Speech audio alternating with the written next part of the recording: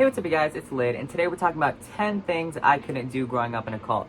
Now, you know I'm a musician first, and I'm an ex-cult baby second. However, I did feel like the lore behind the music and behind me was relevant, particularly because I used to pretend that I wasn't an ex-cult member. And part of the reason why I'm not afraid to talk about the fact that I grew up in a cult is because of the time in my life that I actually tried to hide that fact about myself. But at the end of the day, I couldn't hide this large aspect of my life. I think that maybe a large portion of growing up in a cult is that they try to mold that group to be your identity. And it was almost like, oh, I can't get rid of my whole identity up until this point.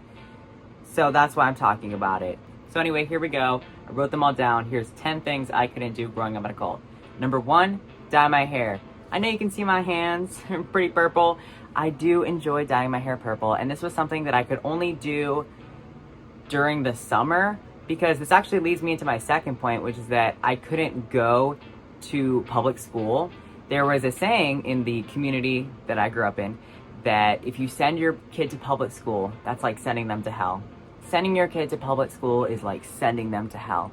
So I wasn't allowed to go to public school. I had to go to this cult-approved school, and in this cult-approved school, they basically had a rule saying that you couldn't dye your hair any unnatural color, which really just bugged me as a child. I think that was like one of the few things that I really latched onto in early childhood, was like, you mean I can't customize my character? That seems actually like really pointless, and you're just doing that to piss people off. I shouldn't say that. That seems really pointless, and like you're just doing that because it's your preference and not because it's actually meaningful to any beliefs that we may have in this group. And you would be right. Because now in retrospect, I see that cults have this thing that they do where they limit your ability to customize your character as part of taking away your individuality. Your only identity is in the cult. Your only identity is in the group. You are not allowed to customize your character. Wah. I would say I've done pretty well, though, on learning how to do it myself. This is Good Die Young, Space Out, and People Eater. All right, number 3, we have use certain words. And you would think that this is about things that were insulting or like name calling or curse words. No. Now, this rule about using certain non-curse words actually didn't exist as a rule for the first part of my childhood. I do remember pretty vividly when it became a thing, though, because it was a lot of the adults just kind of getting together and talking, and all of a sudden they announced this new idea and we were all going to follow it, which is that we weren't allowed to say the word hate. Hate as a word was banned. Nobody was allowed to say that anymore. So gone were the days of saying, I hate broccoli. I hate when I get sand in my shoes. I hate getting murdered. No, you don't prefer broccoli. You don't prefer getting sand in your shoes. You don't prefer getting murdered. You can see why I struggle to take these people seriously. Number 4, date.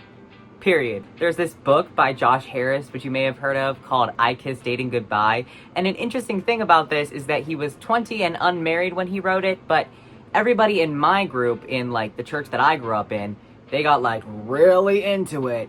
And so like growing up, I heard from my parents that they had never been alone in a room together before they got married, and they weren't dating. But I'm like, okay, but I'm really confused about that. And did they date? No. Oh, they got married. Oh, they got divorced.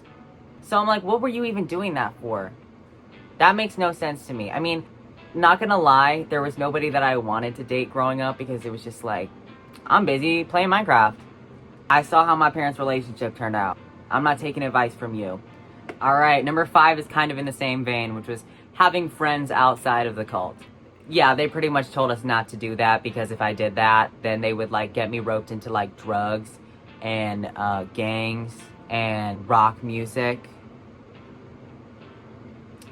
And I guess I would just spontaneously combust if I did that. So next on the list is number 6, which was to be alone in the room with somebody of the opposite gender. This does go along with that whole book of like I Kissed Dating Goodbye and yah. But like, I just remember feeling so weirded out by the fact that there was a rule in my school's handbook that if 2 disabled students needed to use the elevator, or even if you just like temporarily broke your foot, you have to like wait. I'm like, why? There's literally cameras in there and you're in there for like less than a minute. Like, that's so weird the way that you're pushing these themes onto children. Moving on to number 7, I have watch anything bad. So anything like PG-13 plus was typically considered sinful. It's like you're playing with fire.